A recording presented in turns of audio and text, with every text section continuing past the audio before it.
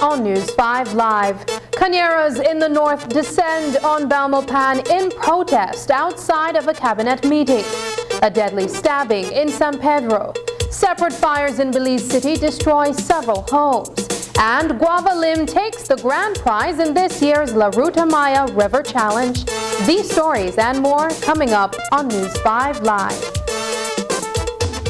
The last time we visited Miss Francesca Howers was to deliver the exciting news that she was chosen to receive a home sponsored by SMART for its 18th anniversary through the Hand in Hand Ministries housing program. Since then, she has actively been participating in attending Saturday sessions to improve her life skills, cleared her property for its foundation and construction of her home, and has assisted in the construction of a home for another recipient of Hand in Hand housing program. All these activities are to foster a more responsible, responsive citizen in our community.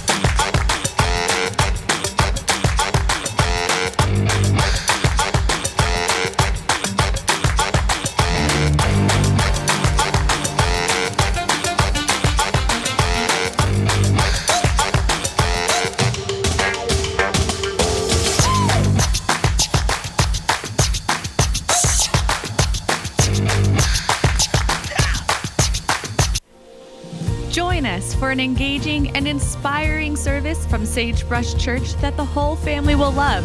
Each week, you will have the opportunity to take part in amazing worship and learn how you can make your personal relationship with God a priority. Watch us on TV, stream us online, or visit us in person at one of our 8 physical locations. Go to sagebrush.church or download the Sagebrush app to find locations and times to watch. Indulge the flavor.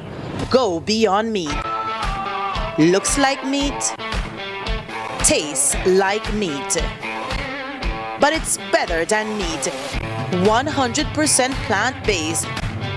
Rich in protein, 50% less saturated fat, no GMOs, no added soy, packed with benefits and sustainable. Beyond meat, good for you. Good for the environment. Now available in 6 different types of products in Belize. Beyond Burger, Beyond Sausage, Beyond Beef, Beyond Chicken Nuggets, Beyond Chicken Tenders, Beyond Steak, Beyond Meat, distributed by United Distributors Limited.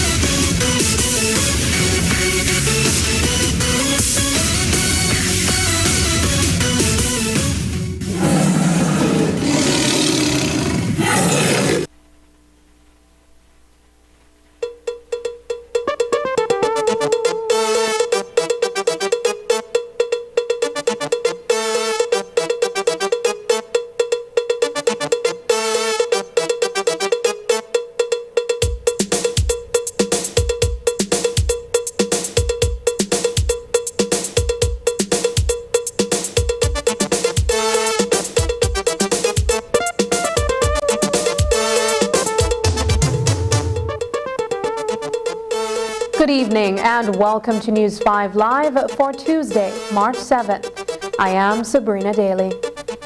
The ongoing dispute between the Belize Sugarcane Farmers Association and the American sugar refinery, Belize Sugar Industries, culminated with a protest today in Belmopan under the scorching mid-morning sun. ASR-BSI was making a presentation to the cabinet on its position on what it can and cannot afford to pay the BSCFA for sugarcane. And outside, about 100 members of the association, bearing placards demanding higher payments, walking around the market square and in front of the National Assembly. It was a quiet crowd, but their demands have been consistent over time. Higher payments, access to financial records, among others. We begin our newscast tonight with a report from Marian Alley. A 2-year-old profit-sharing dispute between the Belize Sugarcane Farmers Association and the American sugar refinery, Belize Sugar Industries, has led to a protest on Independence Plaza in Belmopan on Cabinet Tuesday. Chairman of the Committee of Management for the BSCFA, Alfredo Ortega, told reporters that the negotiations have been fruitless. We went through a mediator and nothing came out, so the only thing that left is the Commission of Inquiry, and we have heard that BSI is not supporting the Commission of Inquiry. So that is why we are here, because we want the Commission of Inquiry to be approved, so that then they can come out with information that is needed for a better agreement with BSI. We want a different commercial agreement. We have been looking forward to that. We have get promises from before this party came into government that changes will be done. We are expecting those changes to happen. The BSCFA's gripe has been that under present profit-sharing conditions, their take-home has been dwindling consistently. We are asking changing from net strip value to a gross revenue of 60-40, where we have seen, and it's not nothing that we invented, it's something that we have seen has been working around the world, and we believe that that is the way we need to go, so that we can end out with all those doubts that we have, and also we can end out with all BSI is putting above us, charging more and charging more and charging more, and when it comes to the division, it's less for the farmers. Florencio Marin Sr., who had served for 1 year as an advisor to the Sugar Industry Control Board, was part of a small group from the Carousel Sugarcane Producers Association. His tenure as a commissioned advisor expired at the end of February. Marin told the media that both parties have had audiences with cabinet to present their respective positions. Government was requested to give an audience to the BSCFA. And about 2-3 weeks ago, the cabinet extended to them full respect, received them in the cabinet office, and they were able to give their points of view to the cabinet. The government, in an effort to be fair and square to all the parties, they accepted a request from BSI ASR to also give their perspective about the future of the sugar industry. Marin told the media that in the capacity he served, he could only advise the parties, but the advice does not have to be taken. An advisor is not one that executes policy. An advisor advises. So the interested party can either take up the advice or just ignore it. Of action, like an executive post. It was not an executive post. We met with the chairman several times. We discussed issues as I cite, and both of us exchanged views. And we believe there were small improvements, no big deal to boast about. But the seed is planted, as I said, to focus on increasing yields per acre. That will benefit the country, benefit the farmer, benefit the manufacturer, in that they will be getting more cane for their mill.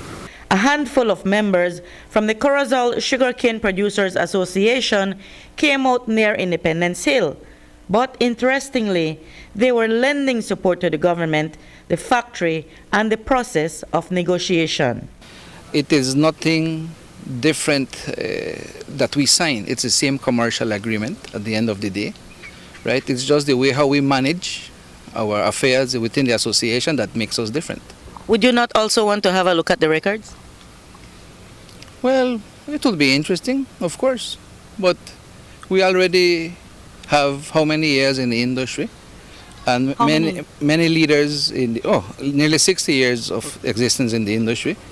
I myself am very young, but I have here behind me people that have been there, even in offices high as the government offices, and our cane farmers, who have very experience in cane farming. In terms of the demands that the BSCFA have been clamoring for over, I think, almost 2 years, including an agreement, including better prices, and also access to the records. Where do you all stand on that?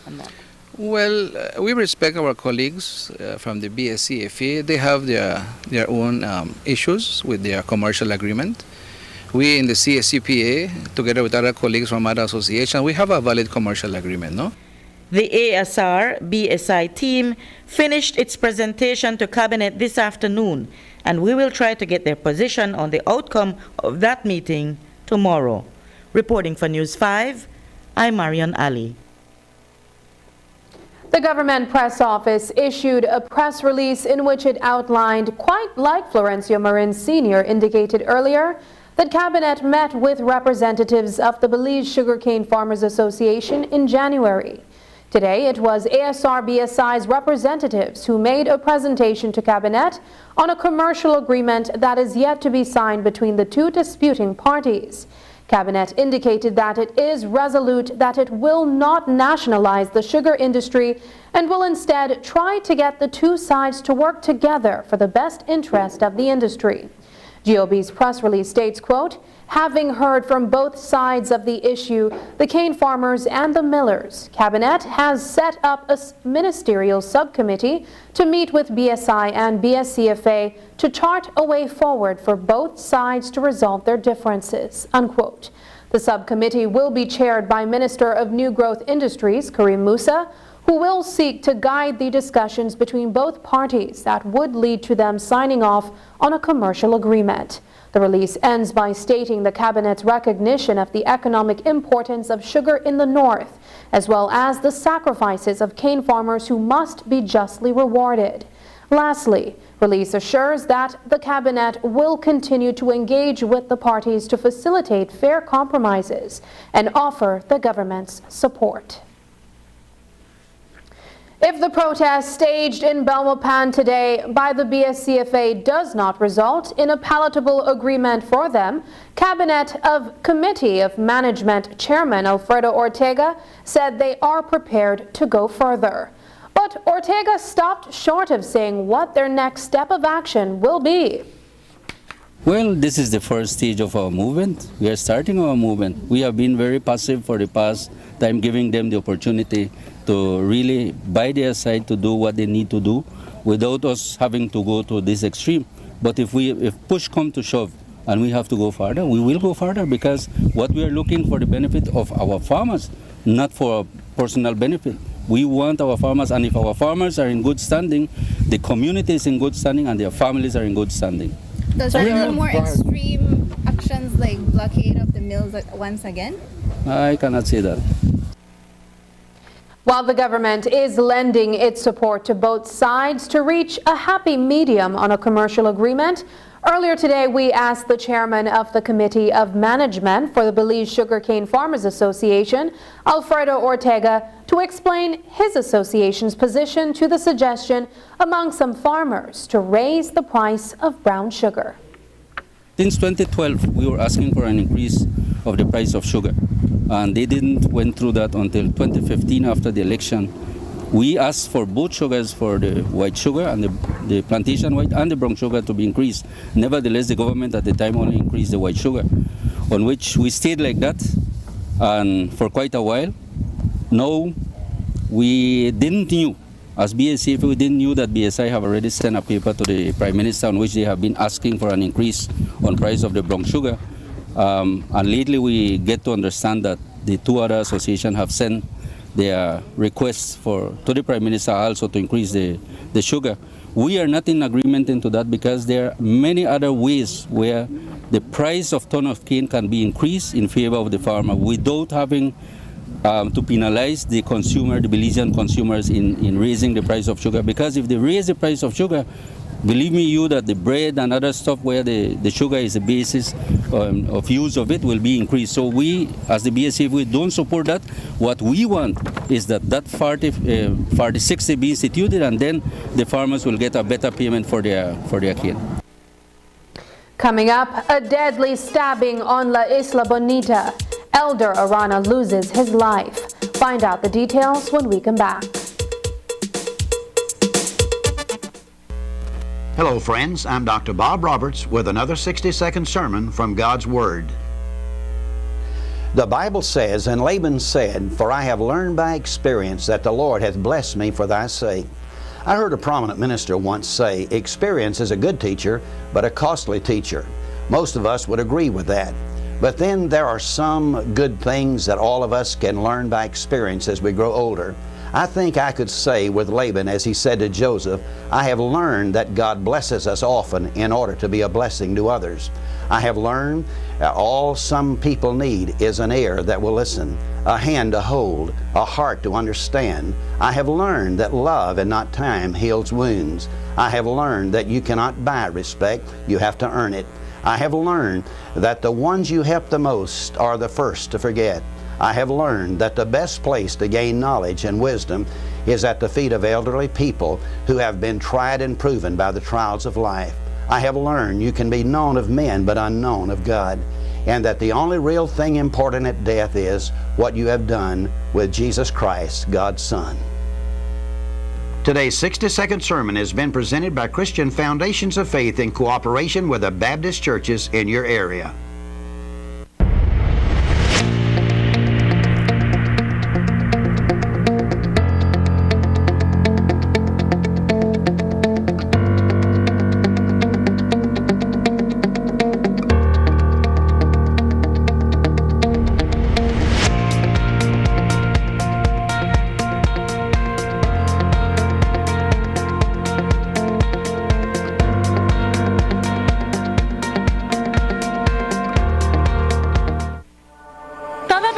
Merece tener una conexión de internet de calidad, rápida y confiable en su hogar. Para clases en línea y trabajo desde casa, es la nueva forma de vida. Diginet es el proveedor número 1 de servicio de fibra óptica, impulsando la transición digital de Belice.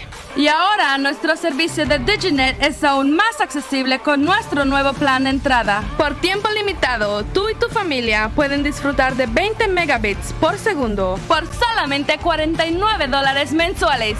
No más clases perdidas ni reuniones virtuales interrumpidas. Te está costando mucho tiempo y dinero. Diginet es mejor que cualquier opción de cable o servicio inalámbrico. Visita cualquier Digistore hoy y suscríbete para la conexión más rápida y confiable de Internet para el hogar en Belice. Ven a ver lo que te has estado perdiendo. El mismo servicio de fibra de alta calidad, rápido y confiable, ahora a un precio aún más bajo. Para más información, visita www.livedigi.com/Diginet. Digi, nuestra telecomunicación nacional. At Brothers Habet and Habet, we are proud to support and celebrate Women's Month. This year, the theme is embracing equity, and we believe that everyone deserves equal opportunity and access to the tools they need to make their dreams a reality. That's why, for the entire month of March, we are offering all women a special 15% discount on all products store-wide. Whether you're a professional, a DIY enthusiast, or just looking to tackle a home improvement project, we have everything you need to get the job done. So come on down to Habet and Brothers Habet and embrace equity. Let's work together to break down barriers and empower all women to build a brighter future. From all of us at Brothers Habet and Habet, Happy Women's Month.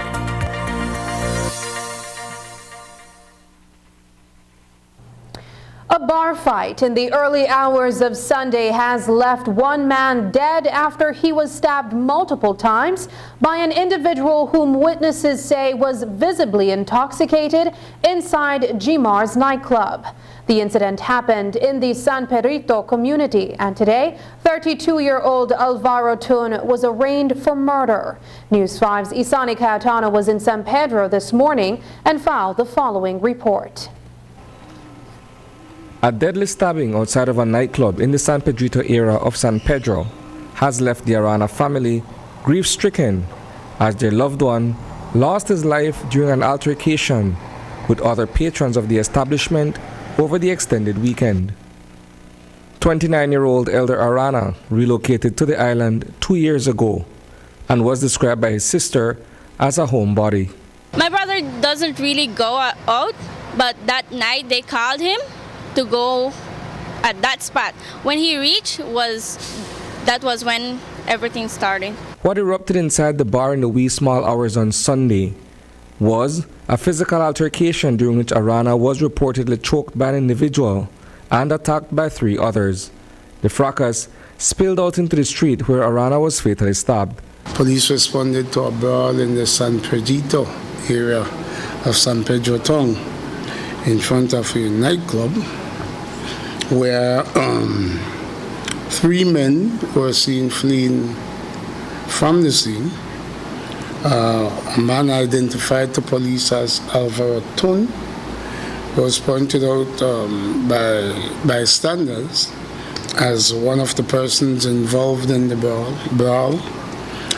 A person later identified as Elder Arana, 29 years, was said to have been transported to the San Pedro polyclinic. Upon arrival there, police saw him receiving treatment for several stab wounds. Sometime after that, around 2 a.m., Mr. Arana was pronounced dead by a medical officer. According to Michelle Arana, her sibling may not have been familiar with the men who attacked him. My brother don't know them. He, like I said before, he doesn't go out. He doesn't have that much friends at this island. So you would simply say that perhaps it was just a bar fight that got out of hand? Well, yeah, I guess. Because people are saying that it was a setup. But why would Arana have been lured to the establishment? From witnesses, we have gathered that they were socializing at the nightclub. When Mr. Arana exited the nightclub, he was attacked by Mr. Tun, who it is believed inflicted these stab wounds to Mr. Arana. The motive has not yet been ascertained, but it is clearly a one-on-one attack. People tried to help him to come back, but he was bleeding so much, so probably he was going to die. Police immediately launched an investigation. They interviewed several persons that were in the area, and I know that they gathered enough evidence to charge Mr. Tun for the murder that was committed on Sunday. Outside of the San Pedro police station this morning, the family of the accused killer consoled the heartbroken mother of the deceased victim. Reporting for News 5, I am Isani Cayetano. On Friday, we told you about the murder of 38-year-old Brian Perez inside his Gill Street residence in Belize City. As we reported, Perez had just arrived home with his family when they were accosted by 2 men. His mother and sister were struck with what is believed to be a metal pipe, and in that moment, one of the assailants approached Perez and fired a deadly shot. Today, we asked police for an update into their investigation, and they had little information to provide, while assuring the public that investigators are taking the matter seriously. Every life loss is a major incident for us, and we treat it in that manner. We are investigating Mr. Pierce's unfortunate demise, and as soon as I have any new information to share on that investigation, it will be shared with you.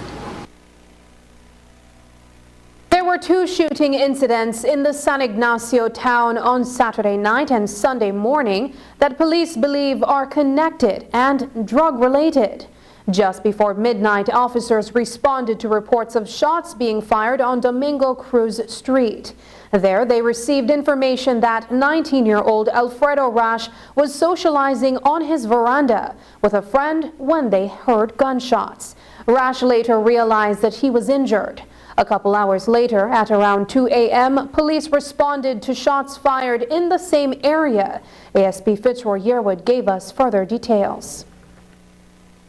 I know that on Sunday, 5th March, sometime around 11:52 p.m., San Ignacio Police went to a scene at number 32 Domingo Cruz Street, San Ignacio town, where Alfredo Rash, 19 years, received gunshot wounds and was transported to the San Ignacio Community Hospital. Mr. Rash is still hospitalized in a stable condition.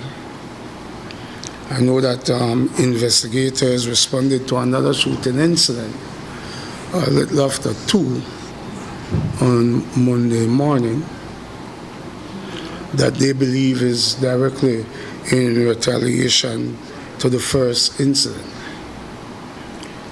I know that our investigators has established that this shooting might be drug-related, bearing in mind where the first incident took place, the location, Domingo Street, Domingo Cruz Street. And they're treating both investigations as related.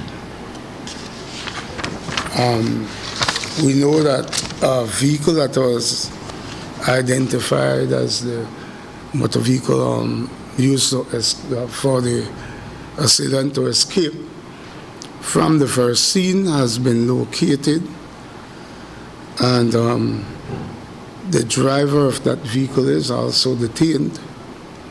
And as soon as we have more information, I will impart that to you.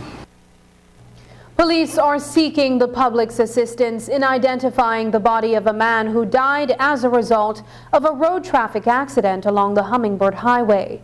The victim was flung off his motorcycle after losing control.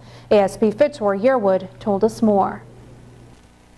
The John Doe has not been identified as yet. It took place on Sunday, I believe, between mile 48 and 49 on the Hummingbird Highway. It is believed that he was driving a motorbike and lost control on a curve where he was thrown from the motorcycle onto the pavement. When he was transported to the Western Regional Hospital, he was pronounced dead. No? We are asking the assistance of the public in trying to identify this RTA victim. On Monday, a missing persons report was issued for a resident of Hopkins Village. 24-year-old fisherman Marlon Martinez was last seen on Friday, March 3rd. His mother informed police that he was last seen wearing a black t-shirt and camouflage pants. He is 5 feet 7 inches in height, medium built, and of dark complexion. No one has seen or heard from him since Friday. ASP Fitzroy Yearwood gave us further details. I know that I saw a missing person poster sent out from my office a report made by his mother, who came in from her workplace and is saying that they usually communicate via message or calls, and she has been calling his phone, but no response lately. I know that we sent out a flyer on it. As soon as the report is obtained at our offices, CIB anywhere countrywide, and they contact our office, we try our best to put out the information right away, and then most of the times we follow up with a flyer requesting the assistance of the public in trying to locate these missing persons. Like I explained on several occasions, we don't wait for any time to elapse. As soon as we get the information, we put it out. A small building used by the prosecution branch of the Belize Police Department, situated near the Belize City Magistrate Court, was burglarized over the weekend. According to police, the assailants forcefully entered the building, which is now primarily being used to store office supplies. We have received the burglary report at the little house that is used by the prosecution office outside of the actual magistrate court itself, more in the parking lot structure. We know that it was ransacked. As to whether anything is missing, at this time we will have to check inventory with OC prosecution branch, and then we can ascertain what items, if any, were stolen during the weekend. No? After the break, 2 houses destroyed in Lake Eye fire. We'll tell you about that, but first, here's the weather update with data from the Belize Met Service.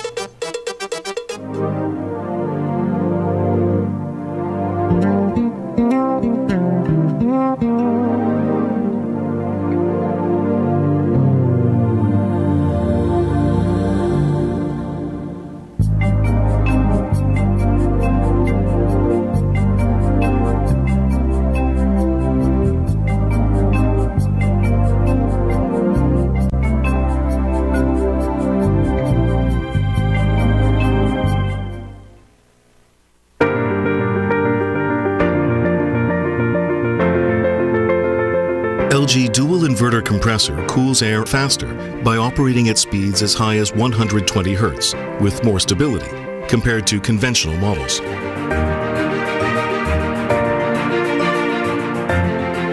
It also saves up to 70% more energy by operating at speeds as low as 10 Hz with more stability.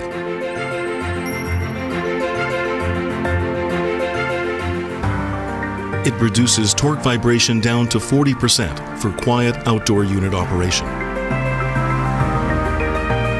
Stable operation with low vibrations also results in increased durability.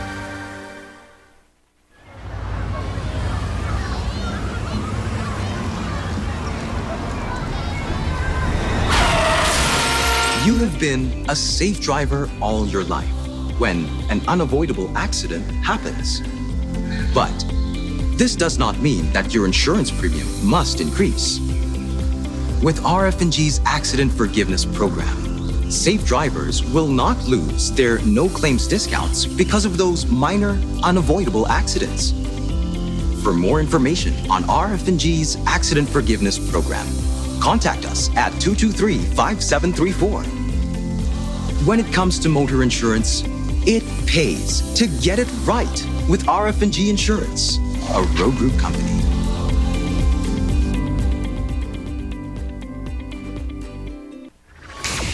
Get ready for fantastic discounts. From now through to September 30th, Venice is having store-wide discounts on tools, paints, appliances, plumbing and electrical products, lights and fans, household items, and much, much more. Visit a Venice store near you to enjoy fantastic discounts from now through to September 30th, only at Venice. Quality and savings.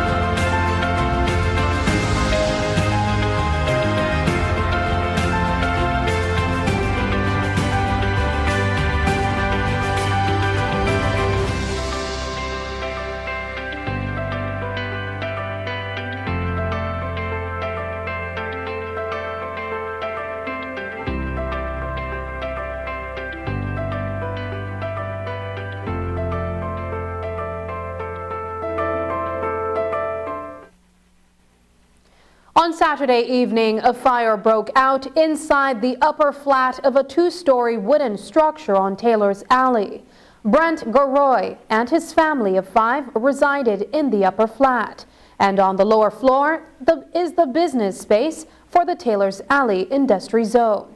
The fire consumed the little Garoy had, including the funds received for the production of Ruta Maya trophies. All household items were destroyed, as well as some of the equipment of the industrial zone business. News 5's Dwayne Moody reports. Over 30 individuals are employed at the Taylor's Alley Industrial Zone. They're engaged in mechanic work and carpentry.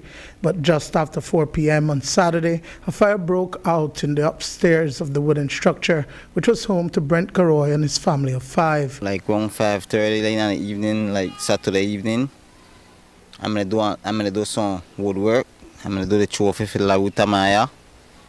And my girl I'm gonna do here downstairs, and she holla for me and tell me, Brent, fire. When I gone upstairs, I see the whole house and up flame already, and the fan on the ground. And fan me done burn up and thing, so I suggested that I will start the fire. And by the time I managed to haul out the fire, the house me already, the burn already. So I just try come out back and try exit from out of that place to check. Everything was destroyed in the blaze, including money collected for the Ruta Maya trophies, as well as all household items and clothing, not to mention some equipment from the business. My kids and things they destroy, I think my kids' school things and right now they came go to school. I don't have no clothes after the wear and 2-3 pieces of clothes that people give me right now. They may respond in time for at least help the different structures then when they wrong the years at the time being, because my house me done gone already, right? So we just want to try to save my whole little spot from get burned down too. Firefighters responded to the scene before the blaze could spread to neighboring structures. Station supervisor at the National Fire Service, Kenneth Mortis, says that it was an electrical fire. Our investigators concluded that the fire started as a result of an electrical abuse, primarily seeing that no legal connection was being done to this establishment. It is believed that in the event or the outcome was as a result of a fan that gave way, overheated, and eventually caused the building to go up in flames. Kudos to the neighborhood. You know, I always make mention that firefighting isn't a fire department initiative. I always must give recognition. Recognition is due, and the fellows in that neighborhood played a crucial part in assisting the fire department in containing that fire to the one half of the building versus the lower half sustaining minor water damage along with heat damage. Garoy is asking for assistance to recover from this disaster. I just wait for the assistance where I could get from people saying help me and give me a helping hand. Because this is a program where I got to see way, right? What we call industrial zone. We do woodwork, carving, do mechanic, car wash, everything, and like this make we step way back behind. Right now I knock up on the room right now. Just my family stay for the meanwhile. We don't really have no way to stay right now. And anything will help we to see way, right? Anyone who would like to assist can contact Garoy at 633-8570. Dwayne Moody for News 5.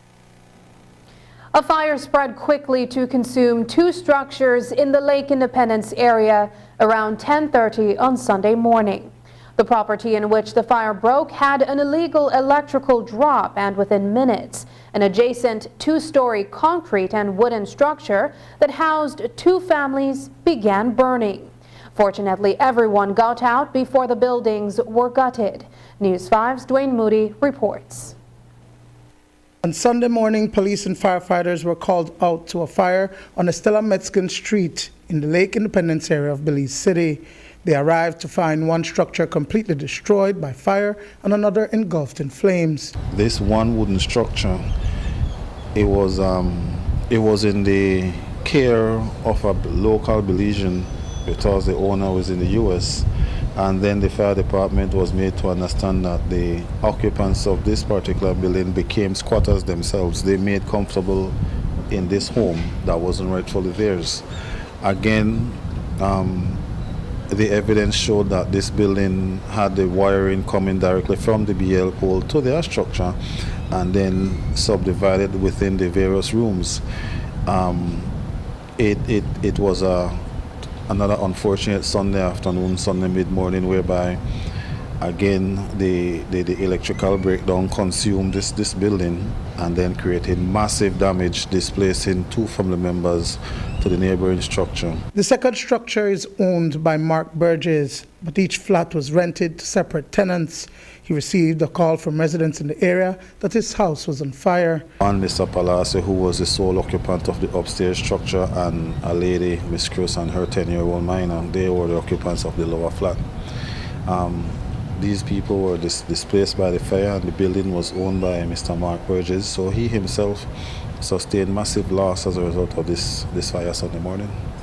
Anybody injured in this fire? Fortunately, no injuries were reported to the fire department, and then I say fortunately because when we arrived on the scene, we were told that just before the fire erupted into the massive inferno it did, the occupants of the building were seen fleeing the building. Residents speak of the heat emanating from the area being felt a distance away. There are many trees from neighboring properties that were scorched. The fire department did manage to prevent the fire from spreading even further, but could they have saved Burgess' property? Station Supervisor for the National Fire Service, Kenneth Mortis, explains. Our initial team made a defensive effort to the south of the current structure. The wind direction was blowing in a southeasterly fashion, so we had to do fire coverage exposure for that close building. It was in the blink of an eye that the breeze then turned it direction, and unfortunately that was when Mr. Burgess' property caught fire. Strategic location is key on the initial stage, and once we execute that and we have to relocate and readjust, that's where time-consuming effort comes in. I understand Mr. Burgess' complaint, I understand his concern. We do not control the element of the weather. We cannot respond to an emergency fire scene until the breeze be still. We don't have that power to do so. All I can say is I am at a loss that he had to suffer the loss because of Sunday morning's event. Neither of the properties nor the contents was insured. Dwayne Moody for News 5. A house fire on Carousel Street in Belize City has left a mother of 7 publicly pleading for assistance. Judith Parham was paying her sister a visit at the hospital when she received a phone call informing her that her home for the past 16 years was on fire. There are speculations that the fire may have been started by her mentally ill granduncle, who occasionally slept under the wooden structure. My house burned down, and I have nothing else, I don't know. Where all burn can go in it. Where were you? I'm going to hospital with my sister, I never feel good, so we're going to check for now. And then they called me and said my house burned down, so I go and I could check it. And I had my lead daughter me there in it too. Yeah? And my lead sister-in-law, brother, help her come out, so I don't know. If anybody could assist me, I need help. 607-7458 or 622-1388. Any idea how this happened? No, sir. Like I tell you, I wasn't here. I went out. I don't know. We're hearing, as you are, that somebody may have set it on fire. That it's somebody who's mentally challenged. Yes, because my granduncle sleep under my house now and then. So I don't know if that's he. I don't know because anybody else. So I don't really know. We also heard from Kenneth Mortis, the fire station supervisor at the Belize National Fire Service, on this morning's fire in Belize City. According to Mortis, investigators suspect that the fire was unintentionally set by the victim's relative. We concluded that the fire was, I don't want to say intentionally set, but it was the result of a negligent use of an open flame by the uncle of the lady that lives at that building. And fortunately, the fire was contained in a rather early stage before serious damage could have been done to that structure. Again, where the police department lies in terms of pressing charges against this individual, then that leads to a criminal matter. Again, these are fires that could have been a whole lot worse. We could have still been out here today, but the neighbors, again, I must always say kudos to them. They played another crucial role. The fire was detected in its early stage, and it's a collaborative effort. Everybody, they operated the bucket brigade. So when we arrived on the scene, as close as we were, it was only a matter of throwing a couple 100 gallons of water, and the fire was extinguished. When we return, primary school teacher launches Great Escape book.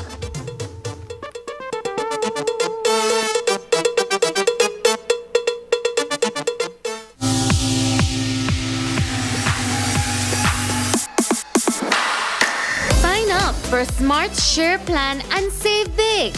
Whether you're a small entrepreneur starting up your business, a student on a limited budget, or a family trying to save, this is the plan for you. With unlimited SMS, calls, and data, we help you save. Get up to 5 lines for as low as $30 per line monthly, only with Smart. Special offer alert! Trade in your old device and active SIM and get a Samsung A04e for as low as $85, plus 50% off your Share One plan for the first 3 months. Sign up today at any Smart showroom or sales manager countrywide. Now that's love. So this month, get your business going, share more memories with friends, and be ready for the day with Smart.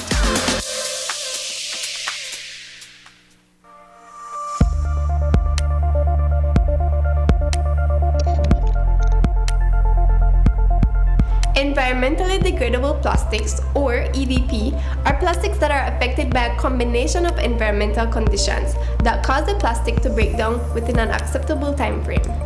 They are specifically designed to degrade into carbon dioxide, water, and other biomass substances. The level of breakdown can vary based on standard test methods appropriate to the plastic. Click on the link below to see what you can do to help end the nightmare of single-use plastics. I'm Alison Castillo, and now you know.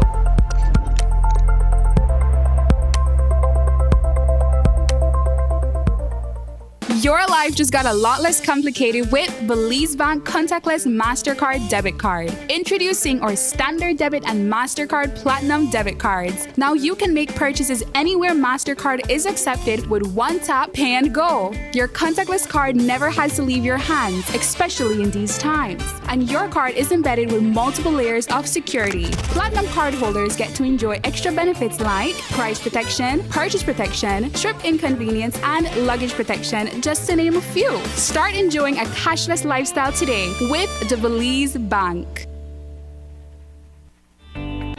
Taking its name from the venerable father of the nation, the George Price Highway stretches 77 miles from Belize City to Benqueviejo.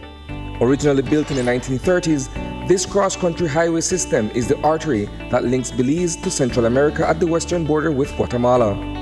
That connection facilitates overland trade, supporting Belize's economic development. Winding its way across the scenic countryside, the George Price Highway from Roaring Creek to Esperanza has been fully reconstructed to meet international standards, with particular emphasis on road safety. A shorter and hassle-free commute is best enjoyed when everyone obeys the traffic laws. To reduce the number and frequency of road traffic accidents, it means that a seatbelt must be worn at all times and the speed limit observed when traveling along the highway.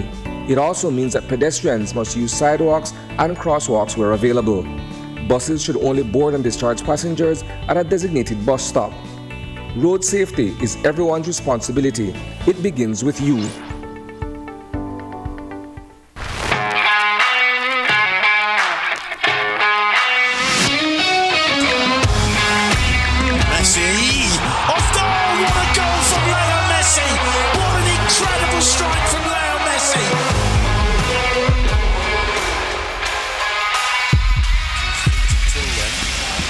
And Messi is standing over this.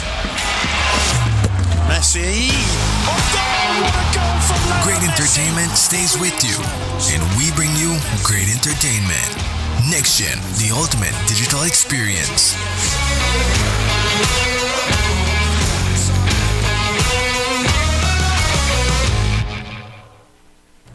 It's an event that has been overshadowed by the 4-day Belikin La Ruta Maya Belize River Challenge, but is historical and spans almost a century. Over the weekend, the 94th Baron Bliss Harbor Regatta took place along Seashore Promenade and was a testament of a small group of people working together to keep the tradition of sailing alive. In tonight's episode of Culture Tuesday, we feature the regatta.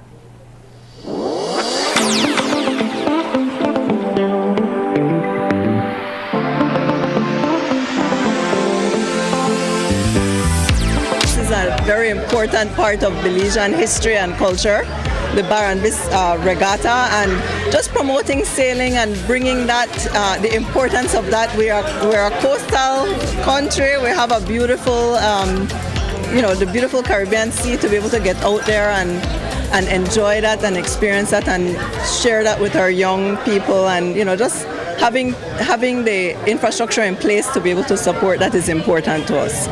The Baron Bliss Harbor Regatta is a long-standing tradition where sailing boats from coastal communities, including the Keys, would participate.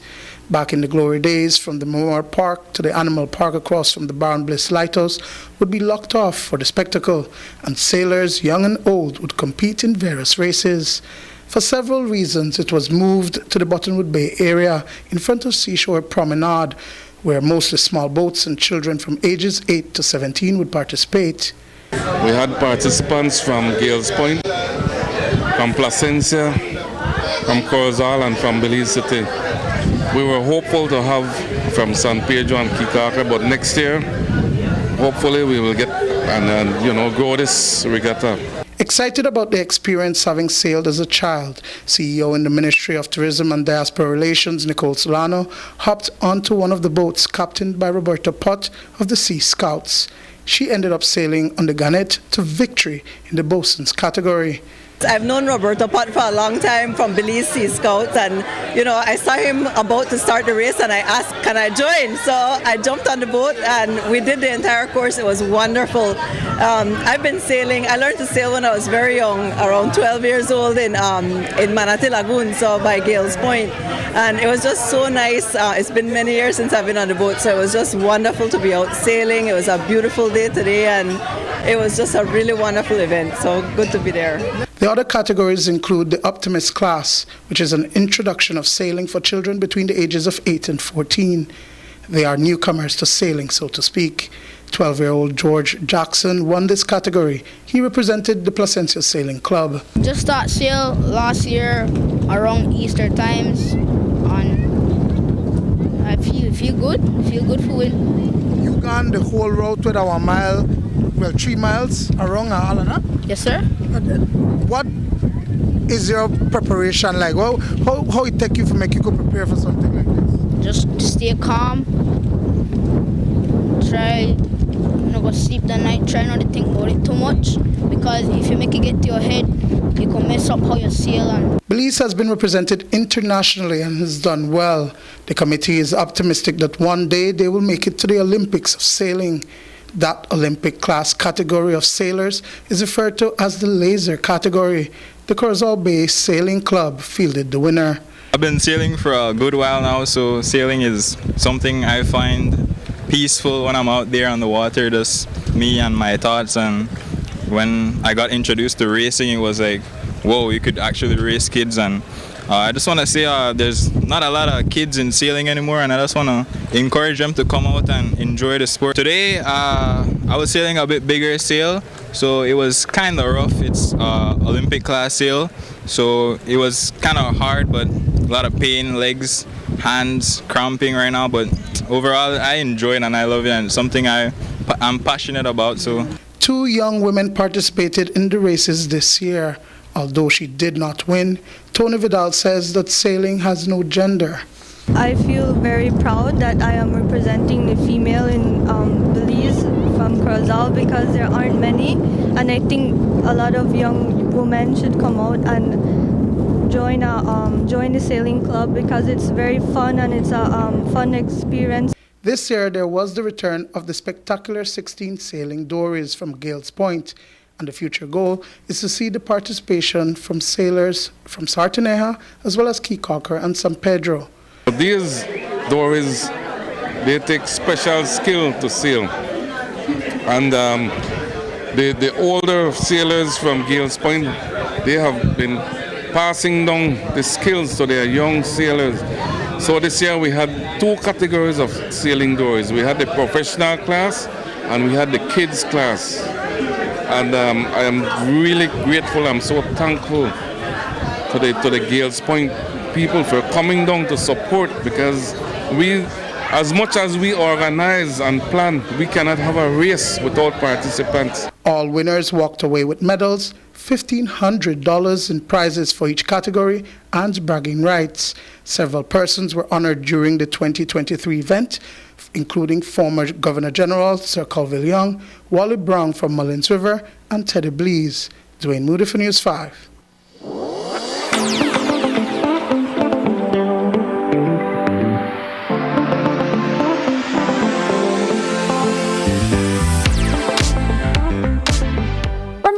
Lucky Dip, The Kite, On the Beach, I Wish, and Animals, Birds and Fish from the Ladybird Sunstart collection. These are books used within our primary school system to engage our kids in comprehension, reading, and learning.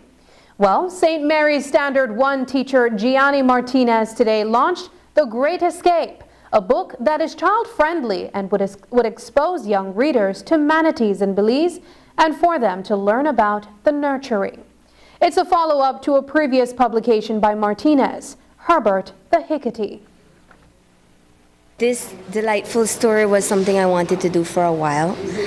Just like the one I did before with Herbert the Hickory, the manatee was something that I had planned to do because, like I said before, I really want students or children to be able to learn about protecting these animals as it is their future, and we want the best for all our children for the future. These animals have been vulnerable. Different species of Belize actually are vulnerable and endangered, and like I shared before, the goal is to have students or have children be able to learn about conservation, learn about preservation and protection of these animals, so that we could see these animals in the future living life, a full life, and as well as have our students educated. I want that students be lifelong learners and lifelong readers. That's the goal. The pictures and all of that, the artwork that we're seeing in there, that you do it, you had help? Okay, so it was digitalized by an artist called Alex Stacy. He's not here today, he's from Ohio. He actually worked along with Richard and Cindy. But if you'd like to say, the drawings itself were created by me, enhanced by Alex. I want to do more. I've actually have the plan to do a third book, or I should say a third series of this book, because I want to be able to take the two animals and bring them together so that Herbert and Serena meet. And they both live in similar waters, so at this point it's to build a friendship between these animals and see a way forward for them. The book can be bought at the Image Factory, or you can reach out to Martinez at 632-0256 to purchase a copy of the book.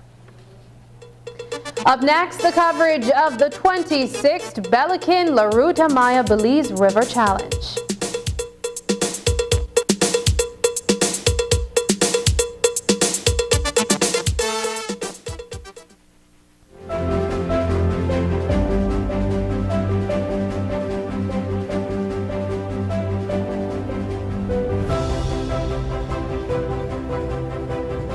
That was a huge shock for myself, including my staff. I had 24 employees, and I had to take them in one by one and let them go. I'm blessed, I would say, that the locals support me a lot. I'm very blessed that that never stopped when COVID was here. So we still have them coming in, and the locals tell the tourists about my place. Are you back to pre-COVID strength, you would say, in terms of inflow of customers and revenue? I would say yes. I would say yes, and even stronger than before COVID as well.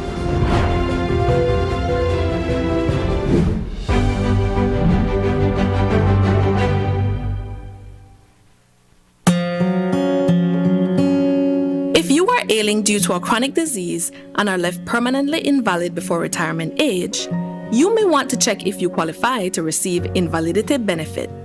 The invalidity benefit exists for persons who are unable to continue working due to permanent illness. To qualify, you must be under 60 years old, must be sick for 26 consecutive weeks and certified to be medically unable to perform any type of work, must have at least 5 years of paid SSB contributions and at least 5 paid within the 3 months leading up to your illness. If you do not qualify for the invalidity pension, you may be eligible for the invalidity grant. Want to know more about invalidity benefit? Visit our website or contact any of our offices to have someone assist you. Also, be sure to visit our Facebook page and give us a like to stay informed. Social Security Board, safeguarding you, your family, your future.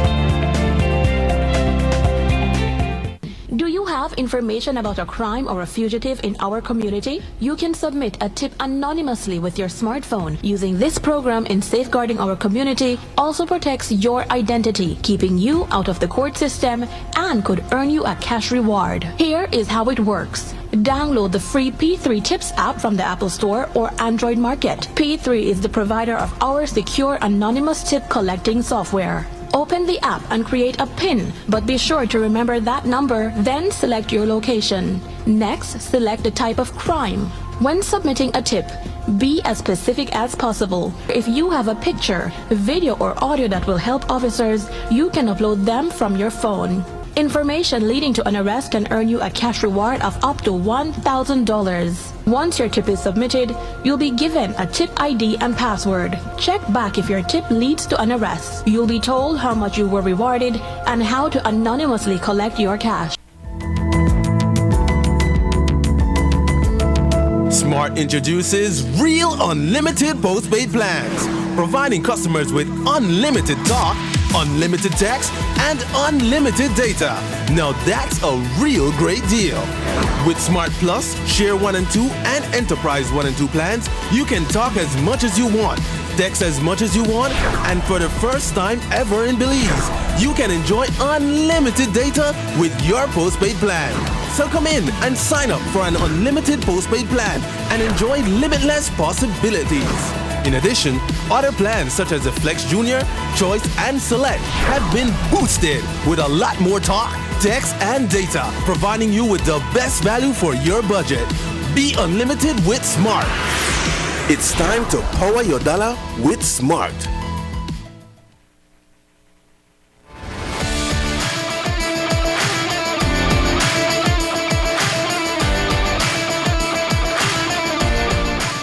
Good night and welcome to a special edition of Sports Monday. I am Paul Lopez. It was a 3-day weekend packed with sporting activities across the country.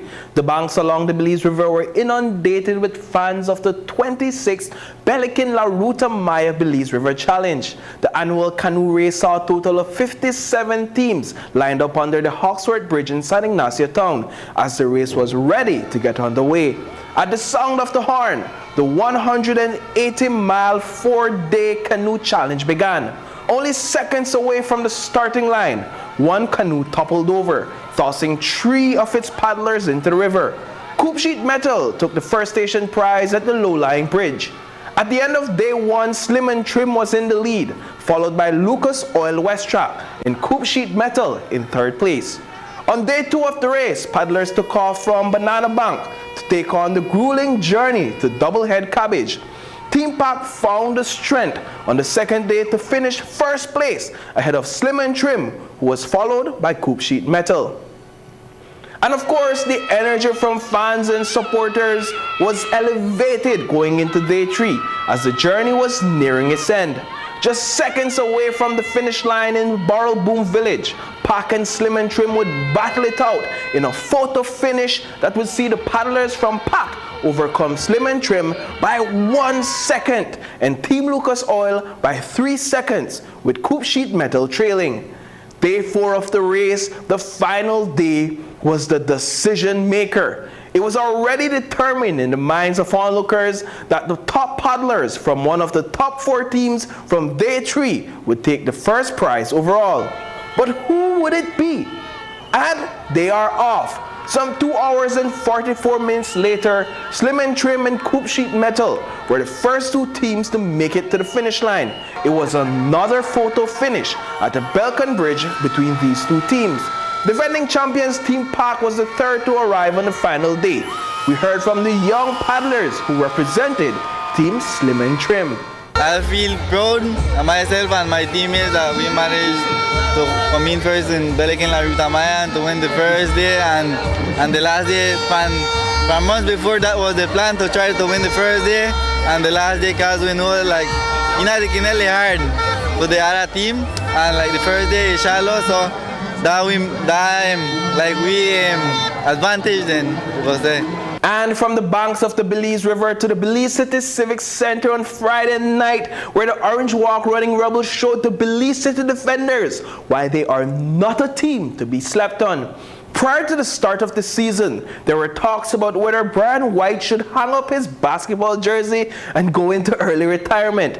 But within the 32 minutes that he had played against the Belize City Defenders, White showed why he is still one of the most formidable power forwards in the league. He scored a season high of 20 points, ended the game with 14 rebounds, and shot a field goal average of 66.7%. The Orange Walk Running Rebels took home the W by scoring 91 points to 85 for the Belize City Defenders. In Dangriga, the Dream Ballers hosted the Belize Hurricanes in a match that ended 85 to 76 points in favor of Griga Dream Dwellers. Down south, it was the battle of the big cats as the Belmopan Tigers took on the Punta Gorda Panthers inside the PG Sporting Complex. Belmopan took home the victory with 106 points to 91 points. As it currently stands, Belize Hurricanes is leading the 2023 season, followed by the Belize City Defenders in 2nd place and Griga Dream Ballers in 3rd place. And folks, you have heard it in our newscast already, but as a reminder, the Under-19 volleyball men's team is set to play later this week in the Continental Volleyball Championships in Guatemala. The stage is set and our men's team has been preparing for what is the highest level of competition to date. In case you missed it, here is what Albert Humes, the coach of the Belize national volleyball team, told us about the upcoming games. Right now, as we're getting closer, we are trying to do more game situation.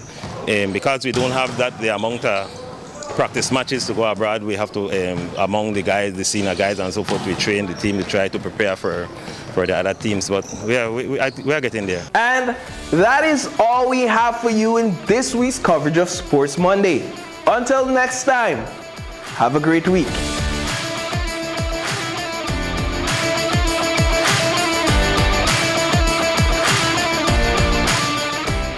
And that's the news. Tonight's broadcast is available at channel5belize.com, on our Facebook, and on YouTube. I'm Sabrina Daly. Thanks for joining us, and from all of us here at News 5, good night.